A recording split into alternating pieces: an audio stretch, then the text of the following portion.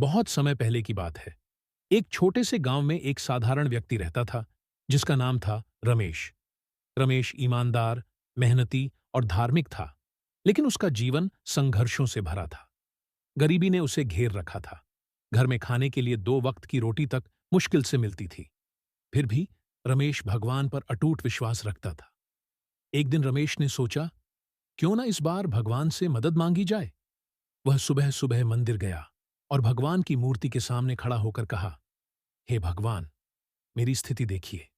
मैं इतनी मेहनत करता हूं, फिर भी जीवन में कुछ नहीं बदलता। आप मेरी मदद क्यों नहीं करते? तभी एक बूढ़े व्यक्ति की आवाज सुनाई दी। वह पास खड़े एक संत थे। उन्होंने रमेश से कहा, बेटा, भगवान तो हर समय हमारे साथ हैं, लेकिन भाग्य भी तभी बदलता है जब हम खुद कोशिश करें। चलो, मैं तुम्हें एक कहानी सुनाता हूं। एक बार एक आदमी जंगल में भटक गया। भूखा प्यासा वह ईश्वर से प्रार्थना करता रहा, हे भगवान, मुझे बचा लो।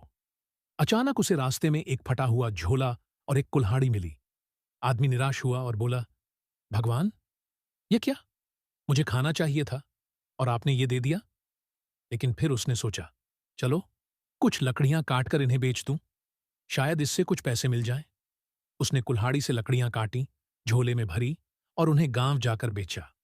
धीरे धीरे वह मेहनत करने लगा और कुछ समय बाद वह अमीर हो गया। संत ने रमेश से कहा, भगवान ने उस आदमी को सीधे खाना नहीं दिया, लेकिन उसे मेहनत का साधन दिया। उसी तरह तुम्हारे पास जो भी साधन हैं, उनका उपयोग करो।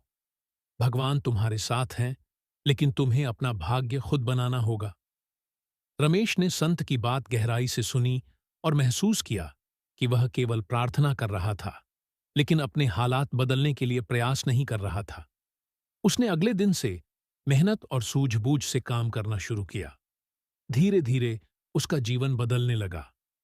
यह कहानी हमें सिखाती है कि भगवान हमें रास्ता दिखाते हैं, लेकिन चलना हमें खुद पड़ता है।